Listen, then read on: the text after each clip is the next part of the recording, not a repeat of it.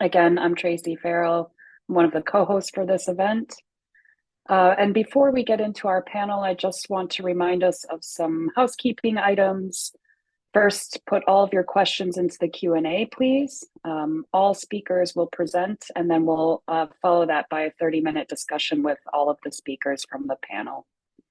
If you require BSL interpretation, I invite you to pin our interpreters, Tim Griffin, BB, and Megan for this session. The first presentation will be interpreted by Tim Griffin, but it might be helpful to pin them all just so that you have them prepared for the panel. You can also turn the captions on if you require them. And for all other problems, inquiries, etc., or just to even talk about the content of the session with the other participants, we welcome you to use the chat. Okay, let's get started. Our first presentation in this panel is from Mateus de Souza van Stralen. Mateus is an architect, a lecturer at the Universidade Federal de Minas Gerais in Brazil, where he explores the dynamic interplay between architecture, its users, and the environment from a cybernetic lens. His presentation today is entitled "The Future of AI is Ancestral." Welcome to Mateus. Thank you, Tracy. There we go. Perfect. Great, thank you. Sorry for the delay, but and thank you for introducing me. I'm very glad to be with you and then to be able to contribute to this symposium. And when I read the call for participation, I saw an opportunity here to combine two areas of my interest. The first area is explore the exploration of design as a means of speculating about how things could be. This is known as speculative design and is detailed in Anthony Dunn and Fiona Raby's book, Speculative Everything, which explore design to create fictions and inspire new ways of dreaming about the future. In the book, they use this diagram to articulate the concepts of possible, plausible, probable, and preferable futures. The last one, preferable, is related to generating ideas of futures that can act as catalysts for public debate. I take from this book the potential of using design, and here's design is understood as creating novelty in any medium, any possible medium, to spark dreams of other ways of being. The second area involves understanding different ways of thinking and connecting with the world, various epistemologies that draw on traditional and ancestral knowledge. Today in Brazil, and also in other parts of the world, we are experiencing a moment where people are increasingly valuing the ancestral knowledge of our lands and the stories that the dominant perspectives has cast aside. I see this at home where my children are learning indigenous and African songs that were not part of my own childhood. I'm learning with them. In this context, I wanted to bring to you some insights from Ailton Krenak, who's an important indigenous activist and public figure in Brazil. So in this presentation, I will bring you some of Krenak's idea from his book Futuro Ancestral, Ancestral Future, and relate to the potential of artificial intelligence to generate narratives and fictions. Finally, I will try to correlate these ideas to second-order cybernetics. This will be very briefly in the end. So the book Futuro Ancestral invites us to reflect on the relationship between humanity and nature, emphasizing the importance of reconnecting with ancestral wisdom to address contemporary challenges. The book encompasses a collection of 5 talks given by Krenak on different occasions. Krenak maintains an oral tradition, so many of his books are edited with transcripts or talks and interviews he gave. And in this book, he begins with an epigraph that recalls a scene of indigenous boys paddling a canoe, reflecting on the proximity to their ancestors' way of life. One of them said, "Our parents say that we are nearing what it once was." And this passage highlights a different notion of time and future that is very important in the book. For Krenak, there is no point in imagining a future from where we stand now, with the current dominant worldview. We need to change where we stand. We need to change the way we relate to nature and our territories. This connects with the first chapter of the book, Saudações aos Rios, Greetings to the Rivers, where Krenak starts by provoking us on the new idea of future. The rivers, these beings that have always inhabited the world in different forms, suggest to me that if there is a future to be considered, that future is ancestral, because it was already here. The phrase is very important because it not only challenges our notion or Western notion of time, but it also indicates that his understanding of ancestrality also encompasses other beings, other entities, the rivers, mountains, plants, etc. He recalls many important rivers of the planet and how different human settlements are connected to them. We have always been near the water, but it seems that we have learned little of the speech of the rivers. Western societies see rivers many times as a resource, as something to be consumed by agribusiness, by barrages, and the cooling of industrial cycles. And here we may include the cooling of the servers that power AI models, as we have seen in previous presentations. In the other direction, he calls the river a grandpa and describes the possibility of being one with it, of being water. He proposes us other ways of seeing, understanding, and relating to what we call the environment. Here I remember a bit of Gregory Bateson, for whom the key unit of survival in evolution was an organism and its environment. Krenak calls attention to what we're doing with our planet. He recalls the example of the river near his village, Watu, or Rio Doce, which is here in Minas Gerais, the state that I live, and makes reference to the devastation by the mud that came down for the collapse of a dam in an iron ore mine. This catastrophe filled almost 600 kilometers of the river with toxic material. In his words, in the so-called Capitalocene we are experiencing, there will be no place left on Earth that is not like the body of this river, ravaged by mud. But even in this terrible context, he urges us not to surrender to a fatalistic narrative of the world's end, because it makes us give up our dreams. And between our dreams lie the memories of the Earth and our ancestors. Today, in Western society, we have great difficulty in dreaming other ways of being in the world that's not governed by a dominant perspective. To counter this perspective, this dominant perspective of the world, Krenak praises the existence of many narratives and founding stories, especially those that connect us with invisible beings. The challenge I propose here, in his words, is to imagine cartographies, layers of the world, new organizations of the world, in which the narratives are so plural that we do not need to enter in conflict when evoking different founding stories. Within these diverse narratives, he invites us to reaffirm our differences so that our various world may confluence into new alternatives. Confluence here is a term he draws from Nego Bispo, who was an activist of the Quilombola movement. It relates to the ways in which cultural, ecological, and social elements can come together and flow into new possibilities of forms of existence, new ways of seeing and understanding. Krenak also questions our cities and the way we organize ourselves, and he sees it as an opposition to nature, the forests. The city represents what we call culture, hygiene, the rational, the enlightenment. For those in a city, the forest is the savage, the filthy, where there are viruses and plagues.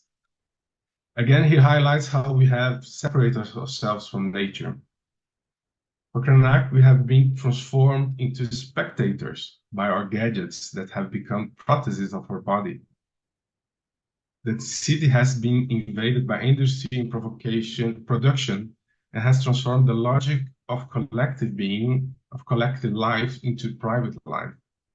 Citizens are now consumers, clients. How the idea of life as being savage can impact on the production of urbanistic thought today. how the idea of life as being savage can impact on AI today. Can the force exist in us? So, based on the ideas I have discussed here that I brought from Krenak, there are many more in his book, but I wanted to make a short presentation on it. I propose we think the future of AI as an ancestral future. The idea is exploring this tool to help us visualize and create narratives and dreams of ancestral futures. Instead of fast-forwarding our current status quo, we can rewind it to consider how our ancestors connected with nature. I propose that we do not generate one with many old narratives based on this idea by Krenak that reflect our differences and are grounded in our own context. Using AI, we can create new narratives and dreams rooted in diverse territories and cultural memories. We can simulate different ways of relating to rivers that integrate traditional knowledge. We can envision transforming cities into forests. Ultimately, we can create a multiplicity of narratives, envisioning even the degrowth of technology, the degrowth of economy, and even, if you want so, the disappearance of AI. This is, of course, not a suggestion to generate different prompts and images in text-to-image models or large language models or other sort of AI models. We know of the strong bias of the different databases that tends to exacerbate a dominant worldview. As we have seen in previous discussion, if we tend to fast forward, throw into the future how we are now, this will exacerbate this dominant worldview. We may think of creating provocations, such as those images produced by a colleague of mine, Roberto Andrés, which play with the ideas of cities in Europe are adopting the Brazilian way of dealing with the rivers. He was playing here with this idea that if Europe would take our ways, or the ways of how our cities deal with rivers today, so by creating highways throughout the city, enclosing the rivers, that's how we deal with rivers here, sadly. And it was a play about how we're exporting this idea. We can also think of making people dream of alternatives they have never thought of. However, like this in these images I made a few months ago about opening these rivers that are covering my city here in Belo Horizonte. However, in this case, we are still trapped in a dominant perspective. We maintain the logic of domesticating the waterfronts with a design gloss. I believe that Krenak urges us to go beyond. That's why I wanted to show you this last example. This image is a collage that resulted from a collaboration of many people who did use artificial intelligence in the process to generate this idea faster, but generate image that would be able to show what people are trying to put in words. And those people who live in this hazardous condition near the waterfront, we worked in the project to bring them and to make them recall how the river was before. The elderly still remember when they could swim in them. The image here was not an empty vessel created without a context. It is an aspiration of many, including young and old, to dream of possible futures grounded in their territory. And this is very important, grounded in their context. AI was only one tool we use to generate a representation of this social dream. So this is an example of the future after AI that I dream, where it is used as a tool to catalyze debate and collective dreaming for the creation of new narratives. And I invite the creation of those new narratives. In my own work and way of seeing, I try to answer Krenak's call for a multiplicity of narratives by adopting a second-order perspective, a second-order cybernetics perspective. And more recent, there's also critical cybernetics, that's as proposed by Klaus Krippendorf and others. While first-order cybernetics has often been associated with algorithms and the birth of artificial intelligence, second-order cybernetics represent a call for responsibility, ethics, and critical thinking. Following Margaret Mead's urging to apply cybernetics to itself during the 70s and the work of people like Heinz Forster and Maturana and others, this approach involves including the observer within the systems we observe and inhabit.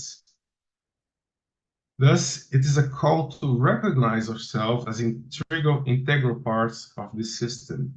It's a call to reintegrate ourselves into the system, and if we draw from Krenak, reintegrating ourselves with nature. And to finish, I see that one possible way AI can help to foster new balances of power is to create a confluence, like Nego Bispo said, of new narratives that underscore our differences. It's not about being equal, it's about underscoring our differences, flowing towards new world models that value we are part of the system, together with all beings, be it animal, forests, mountains, and so on. Thank you. Thank you so much, Mateus. And again, if you have questions about this presentation or for Mateus, please put them in the Q&A, and we will handle them during our discussion section at the end of the panel. Our next presentation is from Anca Cervenescu. She's a communication designer in the field of interactive digital narratives. And she brings expertise in exploring the dynamic interplay between human creativity and artificial intelligence. Currently, she's working for the Active Images Lab as a research team member within the design department at Politecnico di Milano. And her presentation today is entitled Shaping AI Futures, Collective AI Towards a Solarpunk Tomorrow. And again, if you need BSL interpretation, you can pin BB for this session. Thank you. Go ahead, Anka. Good morning, everyone. I hope you can see the screen. Can you see it? Yes, everything looks great. Okay, perfect. So thank you for the introduction. I actually recently finished my PhD path with a thesis about human eco-creativity, which deal with investigating creativity arising from the collaborative relationship between the human on one side and on the other, the artificial intelligence system. So this morning, I'm going to present you a future scenario about a collective AI seen through a Solarpunk lenses. So the paper that I wrote is composed of 4 sections. Section 1 discusses the current AI paradigm we are confronted with today and the dystopian narrative constructed around AI systems. Following this, I introduce the concept of Solarpunk.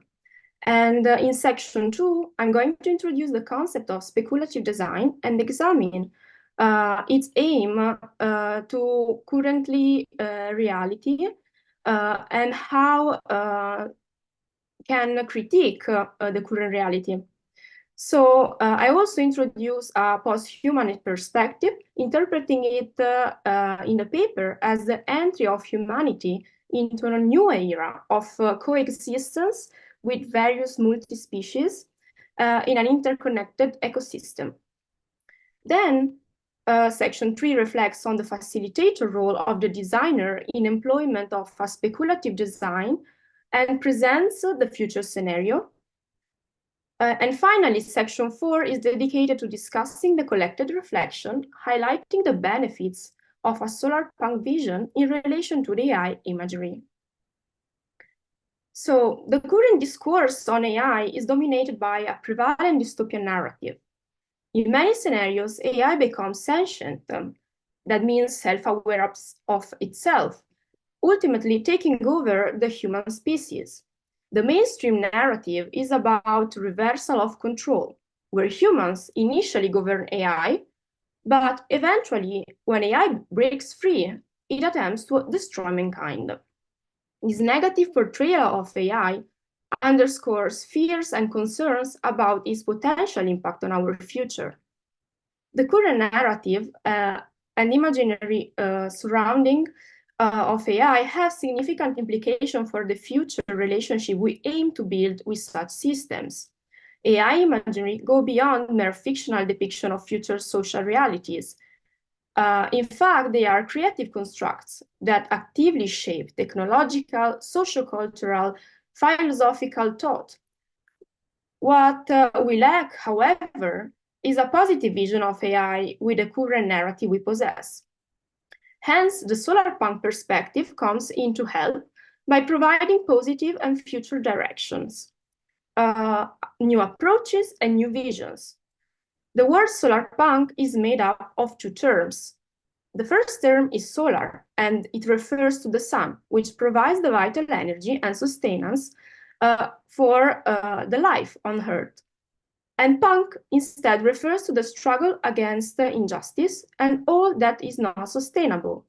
Solarpunk is a post-cyberpunk current, a literary genre, an aesthetic, and a movement in which there is a positive and hopeful vision of a future in which economy is eco-sustainable through renewable energy and society coexists peacefully with other species. Central to this vision is the idea of creating and redesigning a societal system to align with principles of sustainability and equity. This transformative approach to future possibilities intersects with various creative intellectual domains, fostering innovation and critical thinking about what could be possible. One of such domains is speculative design, which is concerned with the future design proposal of a critical nature. Speculative design goes beyond traditional design practices by questioning and exploring potential futures. It is a practice that produces knowledge through the exploration and can also have a pragmatic implication, such as shaping the way we think about and approach future societal challenges. By bridging the Solarpunk vision with the critical framework of speculative design, we can envision and create futures that not only are sustainable, but also well-planned and well-designed. For instance, speculative design possesses the capacity to contribute critically to public debates, can foster social envisioning and dialogue regarding the future, can offer several questions rather than provide solutions. And by engaging in this process, speculative design encourages exploration and consideration of potential trajectories of the evolution of societies. Instead, posthuman marks a transition from today's anthropocentric worldview, where human dominance and capitalistic exploitation of environment prevail. It represents a historical shift towards a future where AI integrates into human mind and body. This era sees humans embracing cybernetic enhancements, blurring the lines between biology and technology. Becoming a cyborg, in fact, means mixing biological and artificial components in one individual. Within the current context that wants to leave anthropocentrism behind, designers can make a significant contribution to building futures. Designers are in charge of bringing products, buildings, and technology to life, and they can shape the relationship between humans and technologies. The role of designers include envision different possible futures, bring awareness about crucial topics, communicate in an effective manner, brainstorm solutions for humanity, foresee issues, and prepare the generation to come. Based on these promising premises, a future scenario called Organic Platform 2074, a Solarpunk collective AI, has been developed. This futuristic scenario, created within the Design PhD 2020 Summer School of Politecnico di Milano, was further developed by myself during a conference presentation called ZipScene 2022. In this conference, I reflected on the concept of mixed reality and metaverse. Instead, in this paper, I applied the Solarpunk vision related to this futuristic scenario and developed in detail the concept of collective AI and the enhancement of human being into a more than human, understood as cyborg. So there are two key characters that are crucial in this scenario. First, organic platform, which is the collective AI. It is composed of two words, organic, that refers to the sentient AI that possess a collective knowledge. Through a vast and ramified network, it encompasses a global and international society. It allows all knowledge to be processed within one platform. So connecting to the collective AI offers numerous advantages.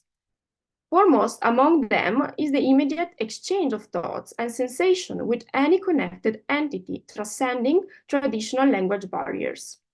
What this means that a human being, on that case, a cyborg, can connect to their peer through the organic platform, but also can connect on some level of consciousness to other plants and species within.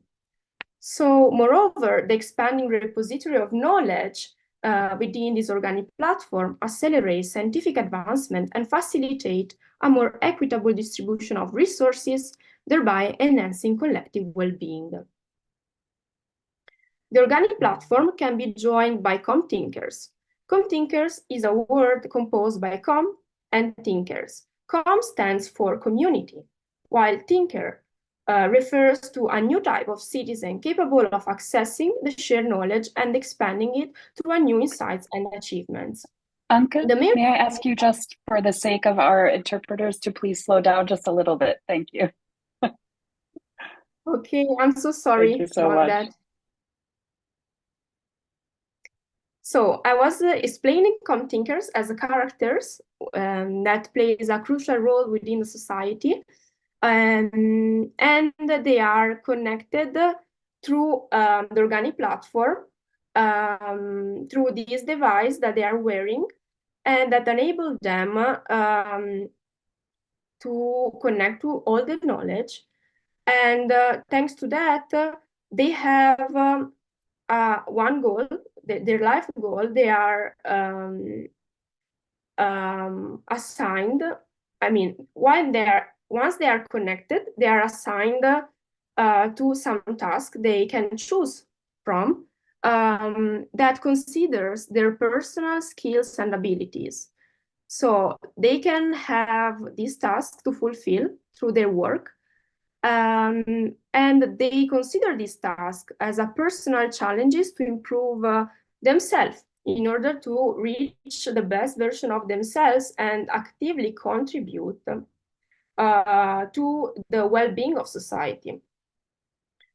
So moving on to the discussion and final part of the presentation, I want to point out the importance of a new form of language that's happening there. There is a new form of communication that changes the social structure, of course, because collective AI is there involved. So these changes in communication system, not just among the com-thinkers, but as I mentioned, among them and the other species, what happened that they have far-reaching consequences for how people interact with one another and with their surroundings. So a good communication example can be found in Sense8 Story, which is a Netflix show where a group of people communicate to one another through their stream of consciousness and emotion. So similarly is what it happens in this scenario. Then the structure of society change. That means that work is transformed into a more than an economic resource. It happens to change the concept of common good, where the primary goal of the future society is inspired based on the book of McGonigal called Super Better, where the goal of this society is to develop good outcomes through individual growth and community engagement.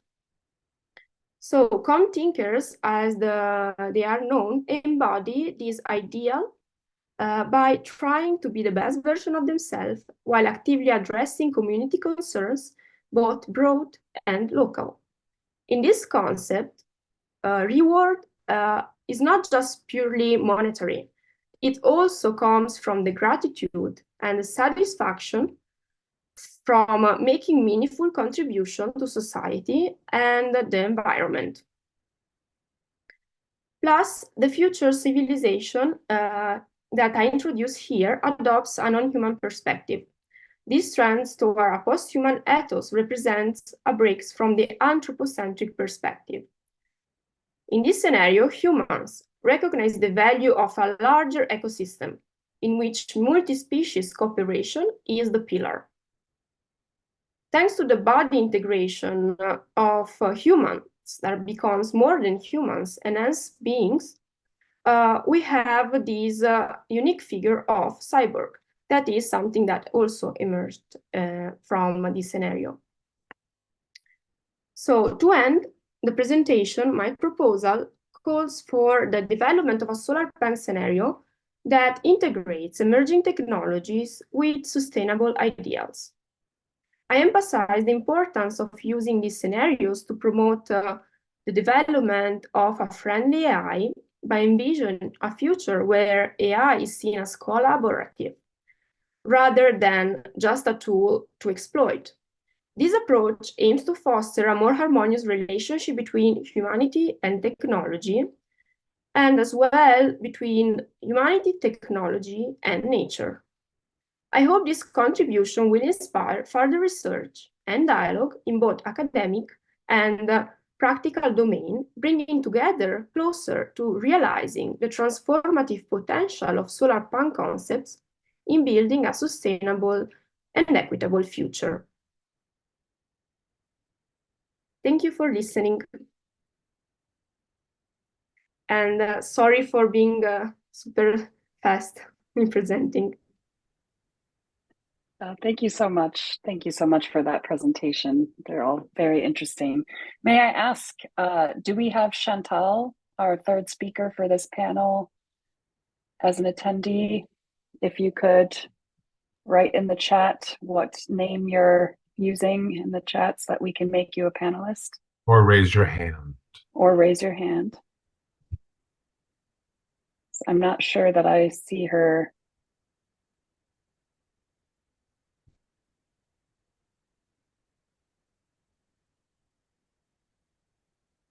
Okay. Justin speaking. There's nothing on my end, Tracy. Okay. Then my suggestion is we use this time to have a more thoughtful discussion. We've got two very meaty questions in the Q&A. So the first question is probably for you, Mateus, and that is, to what extent might the invocation of second-order cybernetics as some form of meta-discursive framing mark a tension with what I understood to be your argument for the difference, perhaps along pluriversal lines? In short, is there a tension between a universalizing and perhaps totalizing cybernetics and the plurality of particular differences, and to what extent does the former dominate the latter? So thank you for your question, Said Mustafa.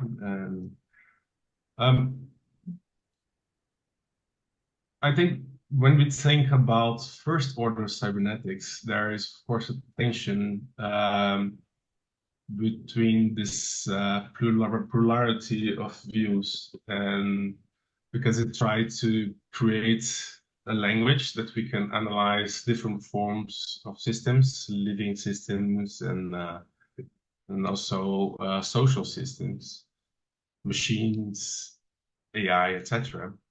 So it is an idea of convergence and using one language to analyze. So it is a tension between this and the idea of diversities and other ways of thinking. But because of this, I think I've cited second order cybernetics, as you have put, because this idea that we are included into the system and we have responsibility for how we design that system, what we choose to be in the system or not, we are analyzing, brings back this idea of difference and different worldview and different perspectives.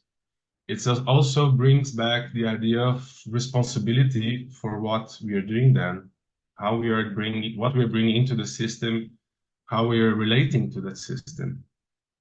So I think whereas first order cybernetic has a tension with that view of differences, I think second order cybernetics in some sort bring back this idea of individuality and differences. And it is important that it was Margaret Mead that proposed this together with Heinz of Forster and others, because her work was with anthropologists and being with different societies.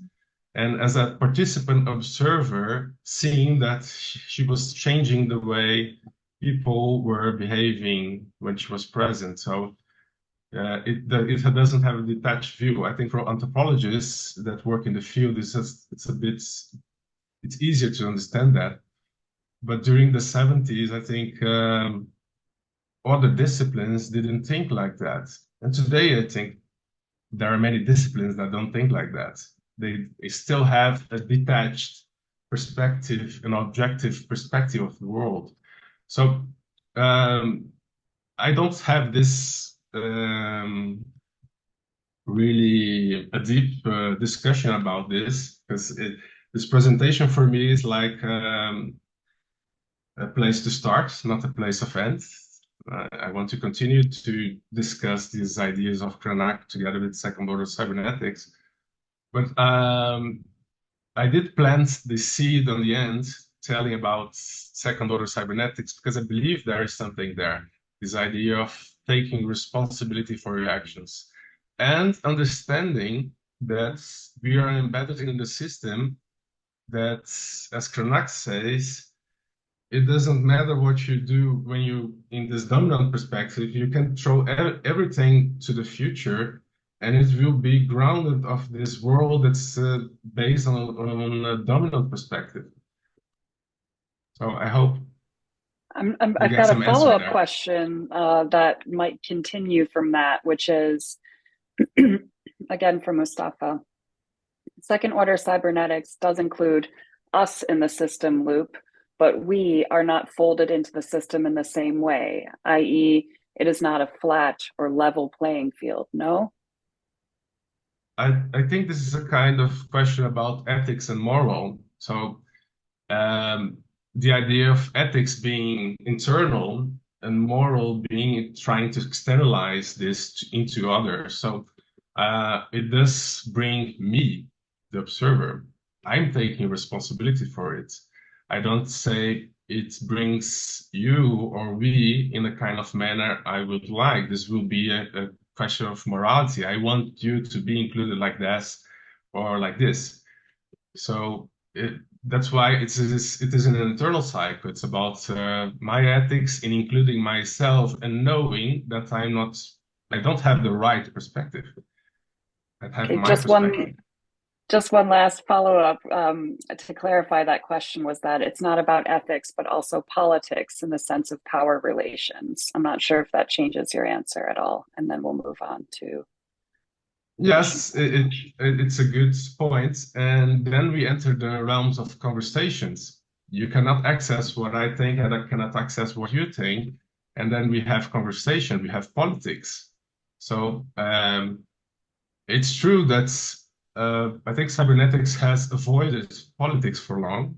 And many people are complaining about second order cybernetics bringing politics, which I think is really important for us.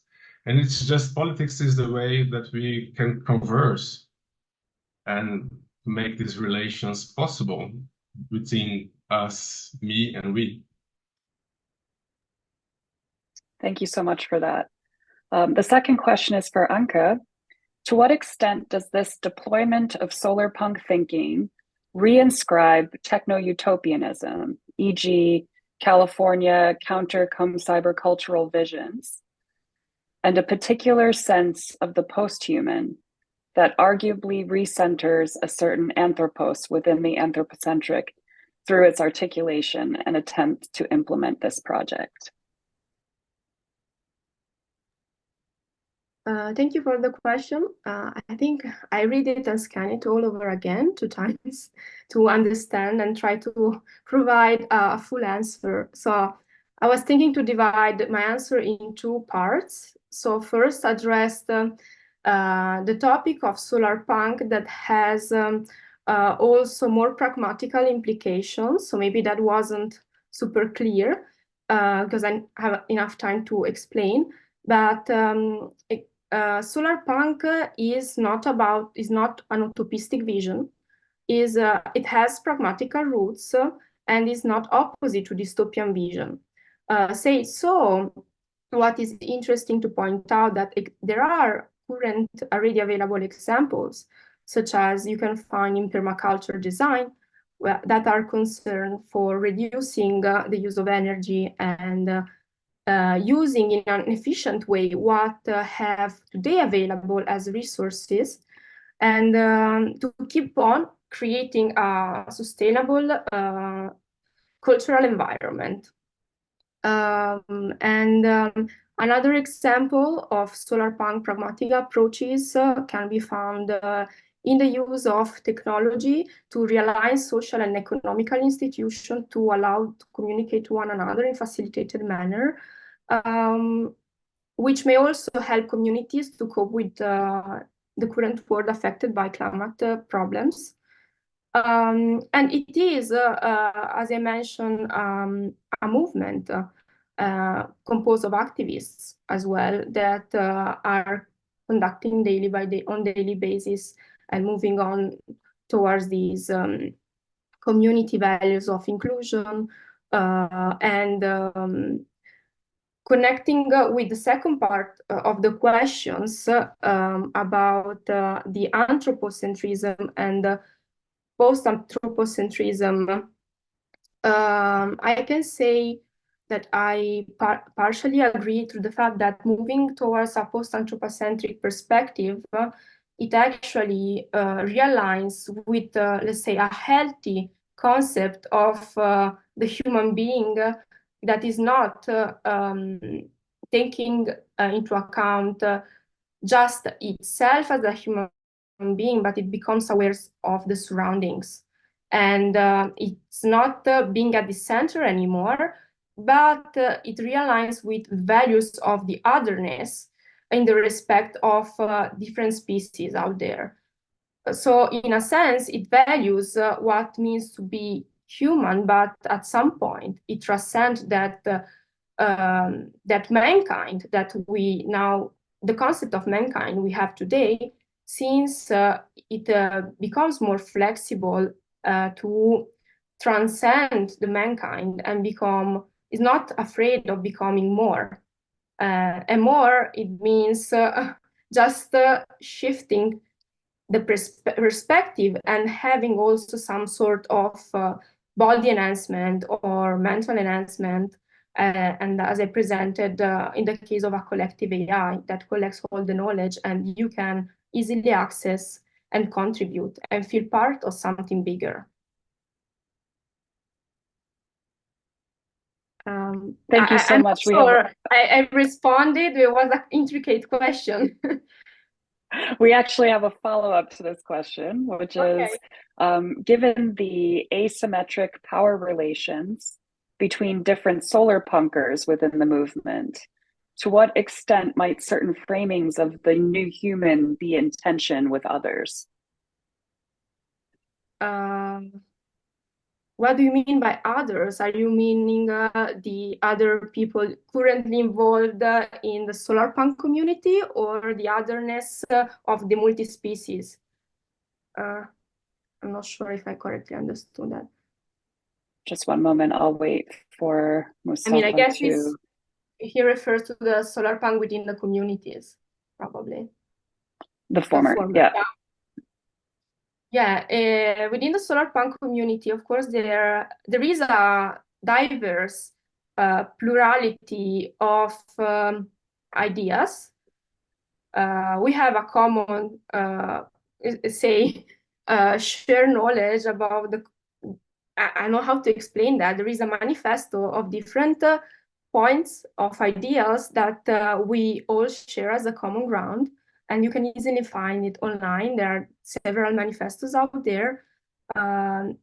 We also gather, I'm extending now, I'm taking the chance to extend an invitation because at the end of the month of June, we have a Solarpunk conference, actually the second edition of that, and is a gathering with different perspectives. And what is great is the approach you have related to this multiple perspective, is the basic respect of diversity and inclusiveness. So even if we don't agree on different points, we are trying just to give space to all to share their thoughts. And I think it's really what is the point here. Thank you so much.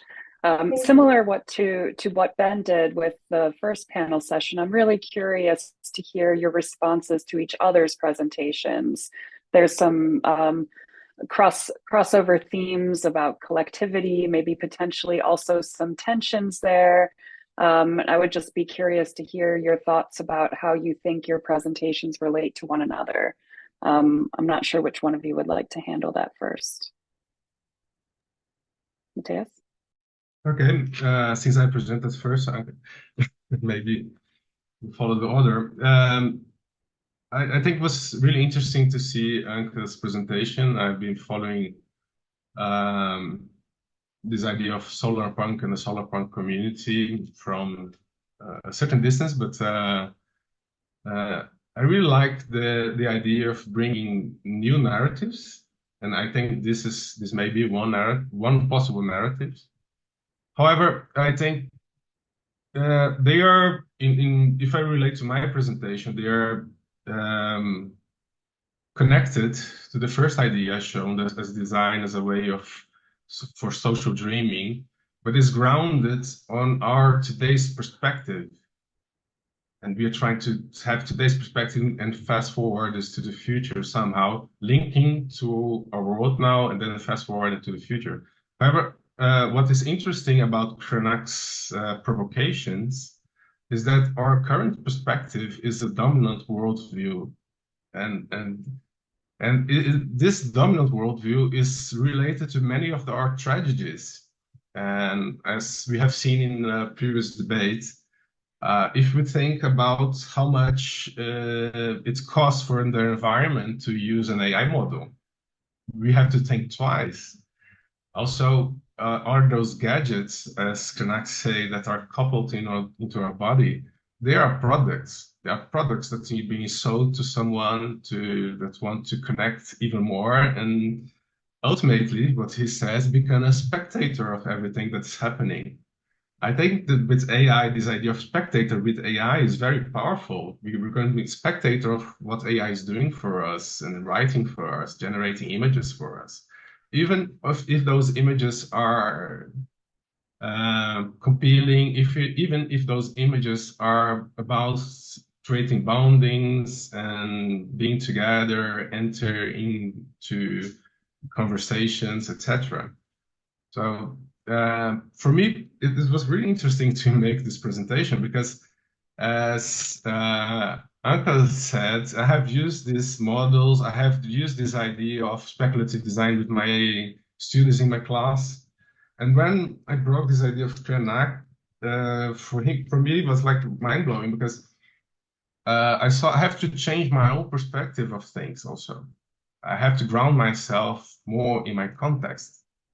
And I see, from my perspective, then Solarpunk is not so grounded in a specific context. It's a more general worldview of how things could be good. So please, it is a good option to strive and to dream another future that's different than this one. But if we hear the call from Krenak, first we have to change ourselves, change internally, and this is very difficult.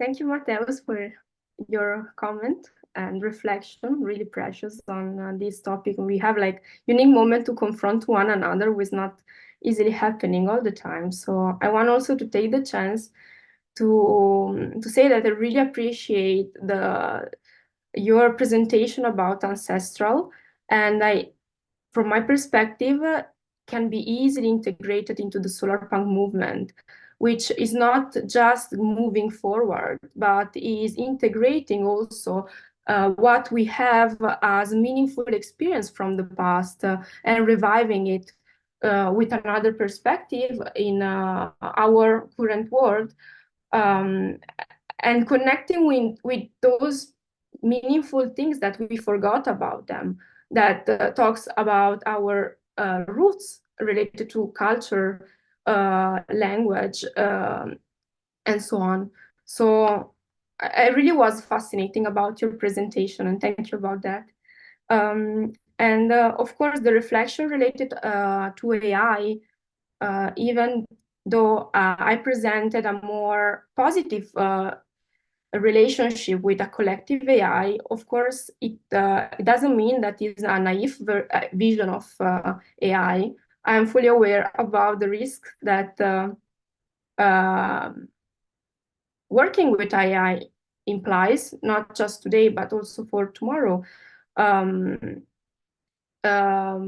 What I wanted to say is that still it's important to keep thinking about a friendly AI in order to start building and going towards that direction.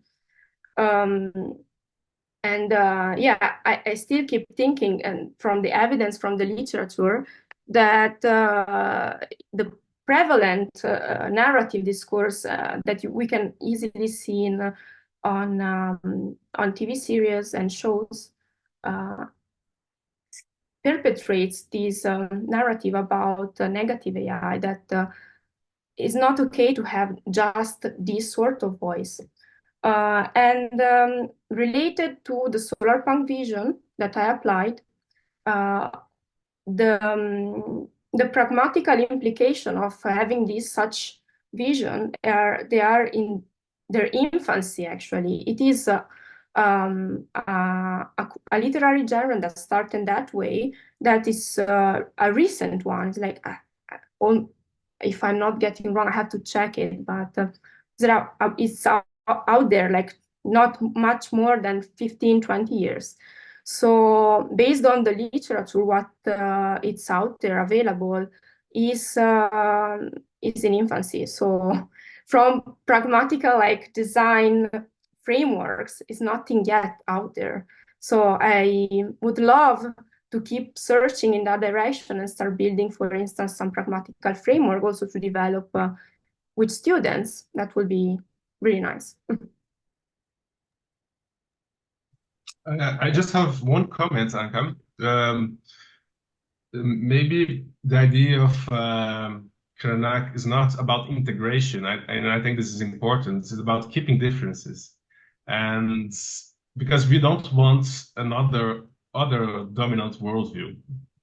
So this idea that we can integrate many people and many worldviews and converge into one, I don't think it's about that. What his question, when he talks about confluence, is like the idea that we are water flowing in the river, but we are flowing alike. We are not converging into one thing. We are different things, but we are flowing into one river.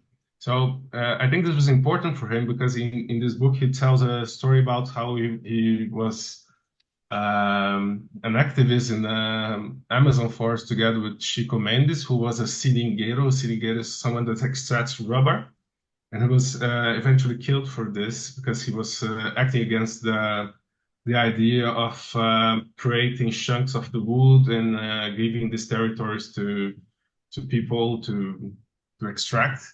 And for their epistemology from the indigenous and also the seringueiros, the florists didn't have the idea of a map that was circumscribed.